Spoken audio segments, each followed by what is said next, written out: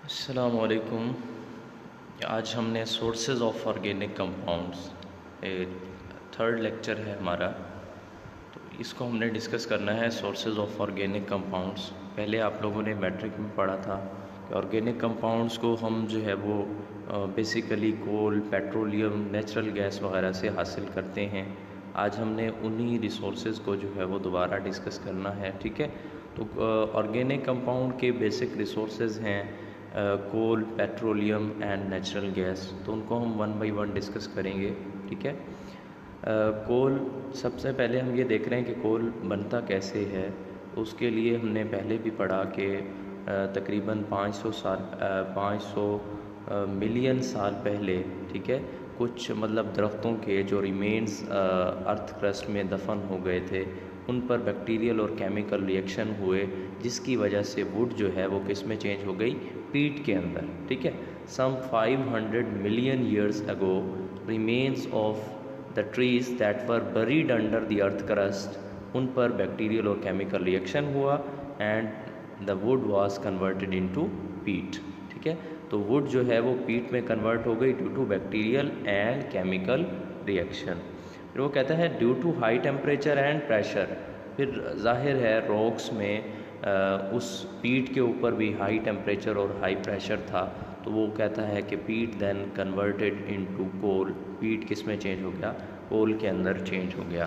तो इसकी जो फ्लो शीट डायग्राम है कि वुड किस तरीके से कोल में चेंज होता है, वो फ्लो शीट डायग्राम दिखाई गई है कि वुड जो है वो हमारे पास बेसिकली डेड प्लांट्स और ट्रीज़ की थी जो कि दफन हो गए थे अर्थ क्रस्ट के अंदर। उन पर बैक्टीरियल और केमिकल रिएक्शन हुआ दैट वर कन्वर्टेड इनटू पीट। पीट पर हाई टेम्परेचर और हाई प्रेशर की वजह से पीट जो है वो चेंज हो गया लिग्नाइट में। लिग्नाइट हाई प्रेशर की वजह से बिट्यूमिनस कोल में चेंज होता है। फिर बिट्यूमिनस कोल जो है वो हाई प्रेशर की वजह से एंथ्रासाइट में चेंज हो गया, ठीक है। तो ये हमने दिखाया है, एक फ्लो शीट डायग्राम देख ली है आप लोगों ने, ठीक है। तो इसमें देखें कि पीट के अंदर कार्बन की परसेंटेज कितनी है, अबाउट 60%, लिग्नाइट के अंदर 70%, बिट्यूमिनस कोल के अंदर 80%, एंथ्रासाइट के अंदर 90%, ठीक है। तो ये इसके अंदर कार्बन की परसेंटेज लिखी गई है पीट, लिग्नाइट, बिट्यूमिनस कोल और एंथ्रासाइट के अंदर। तो इस तरीके से वो कहता है कि जो वुड थी उन ट्रीज़ की जो कि 500 मिलियन साल पहले जो है वो अर्थ क्रस्ट के अंदर दफन हो गए थे, किस तरीके से वो वुड जो है बैक्टीरियल और केमिकल रिएक्शंस की वजह से, हाई टेम्परेचर और प्रेशर की वजह से वुड जो है वो पीट में चेंज हुआ, लिग्नाइट में चेंज हो गया, फिर बिट्यूमिनस कोल में और फिर एंथ्रासाइट में, ठीक है। फिर वो कहता है कि हम करते हैं कोल की डेस्ट्रक्टिव डिस्टिलेशन। डिस्टिलेशन वैसे मीनिंग हीट करना, destructive distillation destructive mean in the absence of oxygen. तो जब वो कहता है कि आप कोल को हीट करें एट अबाउट हाई टेम्परेचर, कितना temperature, 500 to 1000 degree centigrade temperature पर जब आप कोल को हीट करें इन the absence of air, in the absence of oxygen, this process is called destructive distillation. तो जब वो कहता है कोयला की आप डेस्ट्रक्टिव डिस्टिलेशन करते हैं तो 3 आपको प्रोडक्ट्स मिलते हैं। कोक, नंबर 1 कोक, नंबर 2 कोल तार, नंबर 3 कोल गैस, ठीक है। कोल तार जो है वो एक ब्लैकिश किस्म का विस्कस लिक्विड है और इट जो है it acts as a source of a large number of organic compound, ठीक है। तो ये बहुत सारे ऑर्गेनिक कंपाउंड्स का सोर्स भी है और वो ऑर्गेनिक कंपाउंड्स का कैसे हासिल किए जाते हैं, which can be separated by fractional distillation, ठीक है। फ्रैक्शनल डिस्टिलेशन के ज़रिए से हम उन ऑर्गेनिक कंपाउंड्स को सेपरेट भी कर सकते हैं और उनको हासिल भी कर सकते हैं। देखिए हमने डिस्कस कर लिया है कोल को as a source of organic compound. तो ये था जी डेस्ट्रक्टिव डिस्टिलेशन, जिसमें आपने कोयला को at about high temperature 500 to 1000 degree centigrade heat किया in the absence of air, in the absence of oxygen.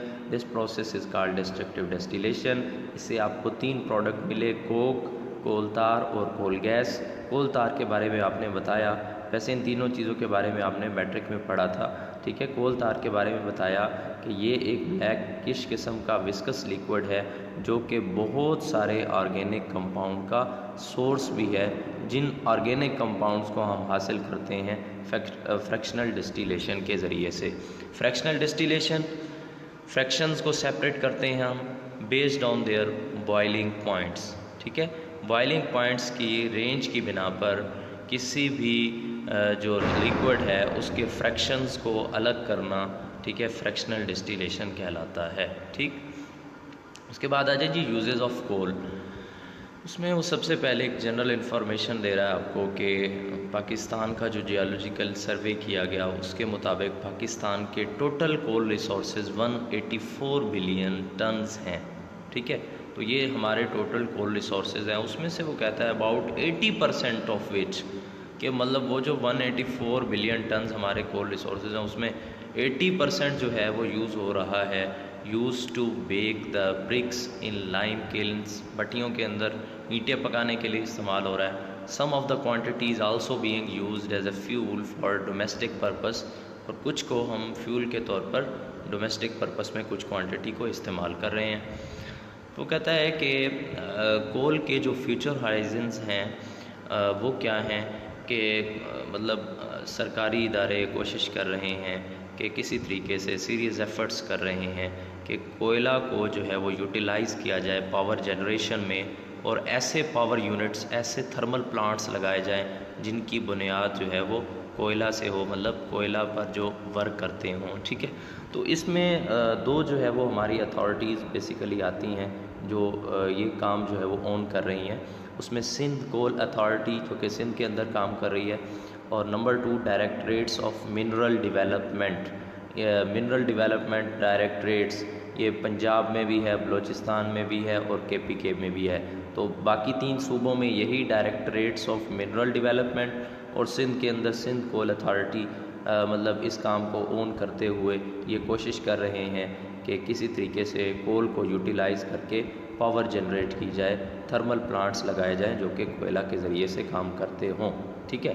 तो ये है जी यूजेस ऑफ कोल।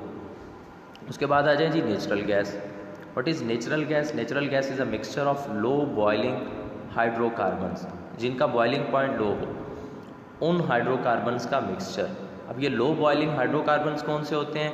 अमूमन मीथेन, इथेन, प्रोपेन, ब्यूटेन। ये पहले 4 अमूमन जो है वो लो बॉइलिंग हाइड्रोकार्बन्स हैं जो जल्दी से बॉयल हो जाते हैं, और अमूमन ये गैसेज होती हैं ना, पहले आपने पढ़ा मीथेन, इथेन, प्रोपेन, ब्यूटेन, ये गैसेज होती हैं।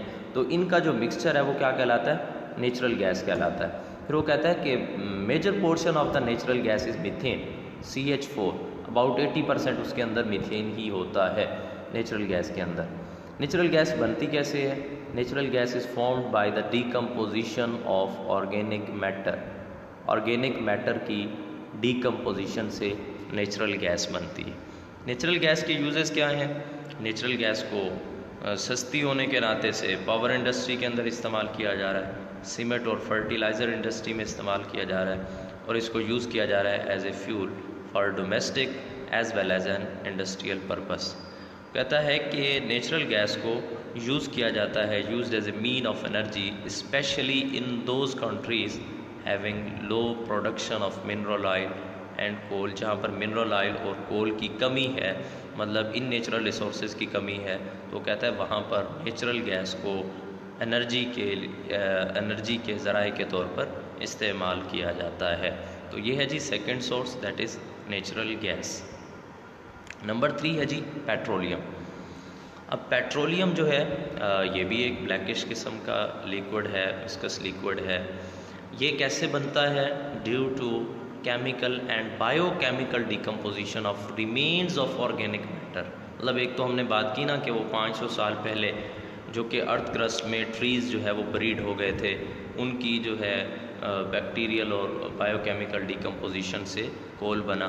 कहता है कि जो रिमेन्स हैं उन रॉक्स के अंदर, सेडिमेंट्री रॉक्स में रिमेन्स ऑफ ऑर्गेनिक मैटर, उनके केमिकल और बायोकेमिकल डिकम्पोजिशन से वो कहता है कि क्या बनता है? मिनरल ऑयल बनता है। एक ब्लैकिश किस्म का लिक्विड बनता है जिसको आप मिनरल ऑयल कहते हैं। अब मिनरल ऑयल की जो अनरिफाइंड फॉर्म है, unrefined form, that is called crude oil, यानी कि ये अभी वैसे ही है जैसे कि हमने इसको एक्सट्रैक्ट किया है, अभी हमने इसको अलग नहीं किया, साफ़ नहीं किया, इसके फ्रैक्शंस को सेपरेट नहीं किया, ठीक है। तो ये अभी वैसे ही है जैसा कि हमने इसको एक्सट्रैक्ट किया है रॉक से, as extracted from the rocks the unrefined form of the mineral oil is called crude oil. तो कहता है कि मिनरल ऑयल की जो रिफाइंड फॉर्म है, यानी कि जो हम साफ़ कर लेते हैं जब उसको और उसके फ्रैक्शंस को सेपरेट कर लेते हैं, वो उसकी जो रिफाइंड फॉर्म है वो क्या कहलाती है? पेट्रोलियम कहलाती है। तो ये काम कौन करता है? अनरिफाइंड फॉर्म को यानी क्रूड ऑयल को कैसे चेंज किया जाता है, ठीक है। क्रूड ऑयल को पेट्रोलियम के अंदर कैसे चेंज किया जाता है? तो ये काम किया जाता है रिफाइनरी के अंदर। रिफाइनरीज जो है वो अनरिफाइंड फॉर्म को रिफाइंड फॉर्म में यानी क्रूड ऑयल को पेट्रोलियम के अंदर चेंज करते हैं, ठीक है।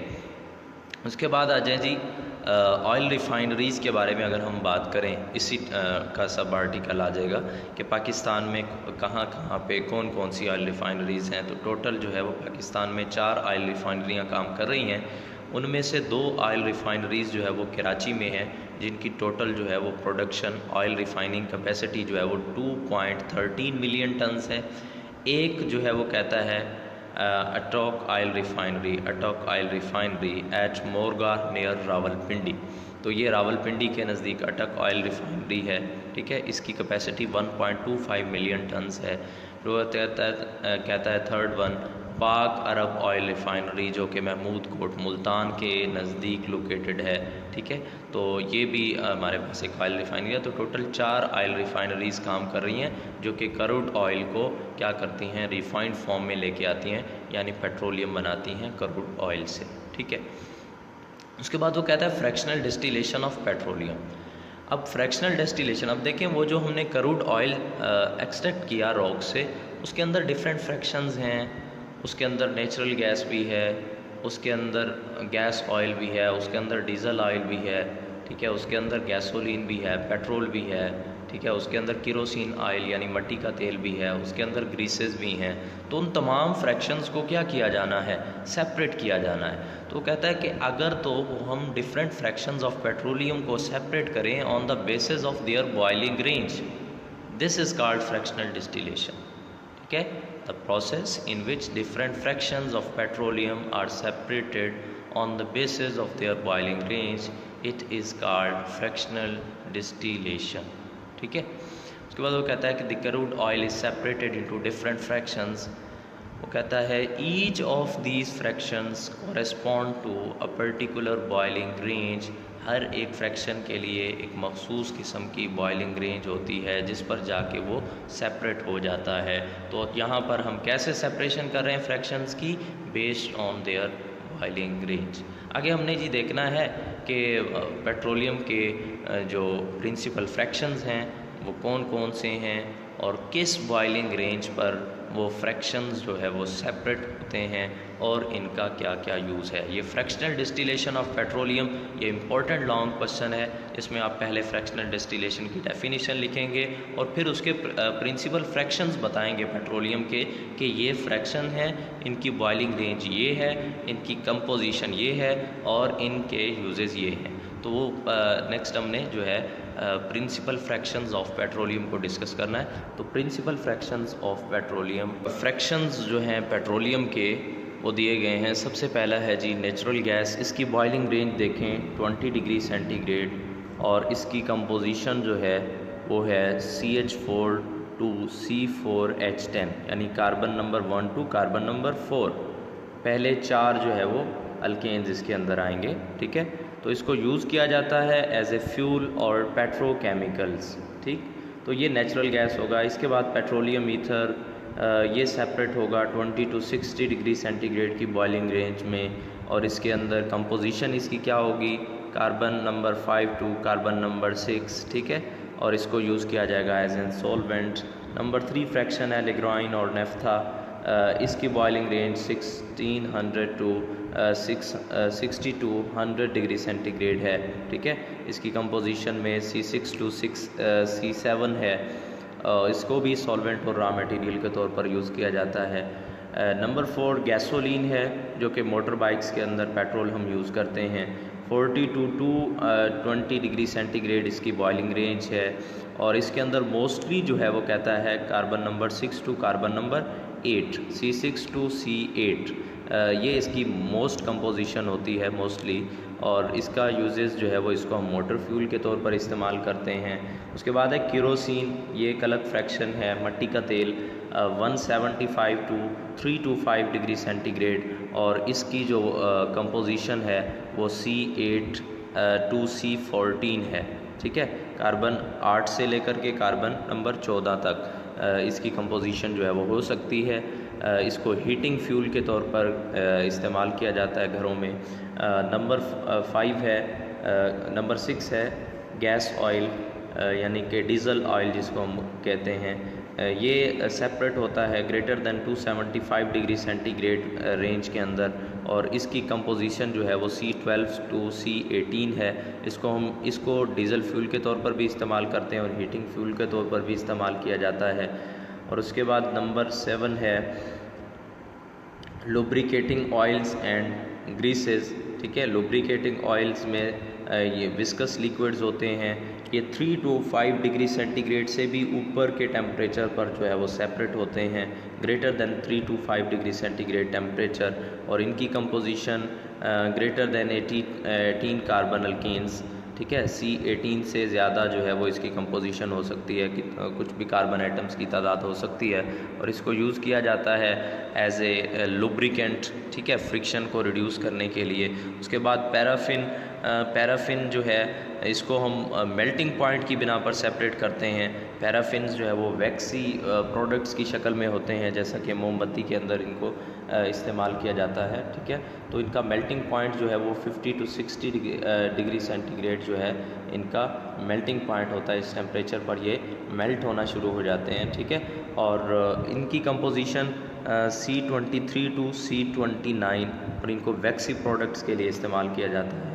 लास्ट वन है एसफॉल्ट और पेट्रोलियम कोक, ये मोस्टली सॉलिड फॉर्म में होता है, और ये वो रेजिड्यू होता है जो कि बाकी तमाम फ्रैक्शंस के सेपरेट होने के बाद बाकी नीचे रह जाता है। इसको किस लिए यूज़ किया जाता है? रूफिंग के लिए, paving of the roads, fuel reducing agent के तौर पर, ठीक है।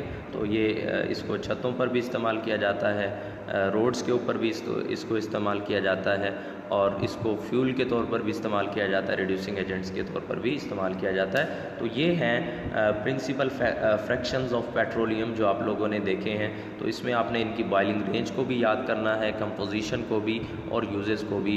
अगर वो कहता है कि right a note on fractional distillation of petroleum, ये एक लॉन्ग क्वेश्चन है, तो उसमें आप फ्रैक्शनल डिस्टिलेशन को डिफ़ाइन करेंगे। उसके बाद ये वाला जो टेबल है ये आपने याद करना है और इसको बनाना है। एज सच आप लोगों ने इसका रट्टा लगाना है, ठीक है। तो ये है जी फ्रैक्शंस ऑफ पेट्रोलियम। तो ये हमारा हो जाएगा जी सोर्सेज ऑफ ऑर्गेनिक कंपाउंड्स हमने कंप्लीट कर लिए हैं। फिर इंशाल्लाह नेक्स्ट जो है वो हम क्रैकिंग ऑफ पेट्रोलियम डिस्कस करेंगे, ठीक है।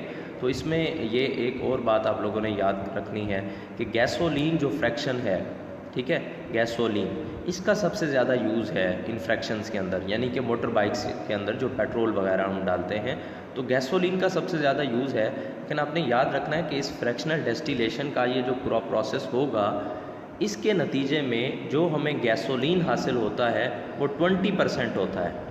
यानी कि जो क्रूड ऑयल आपने जिसको रिफ़ाइन करना है उसमें से मैक्सिमम कितना गैसोलीन हो सकता है? 20% उसमें से गैसोलीन होगा, बाकी 80% जो है वो सारे प्रोडक्ट्स होंगे। तो ये 20% जो है वो रेशो बहुत ज़्यादा कम है, हालांकि गैसोलीन का इस्तेमाल बहुत ज़्यादा है। तो इस मसले से हम कैसे निपटेंगे इसको हम आगे चल के डिस्कस करेंगे, ठीक है। तो आपने याद रखना है फ्रैक्शनल डिस्टिलेशन के नतीजे में गैसोलीन कितना प्रोड्यूस हुआ? अबाउट 20%, ठीक है। बस यहाँ तक कर लीजिएगा, बाकी इंशाल्लाह फिर डिस्कस करेंगे। अल्लाह हाफिज़।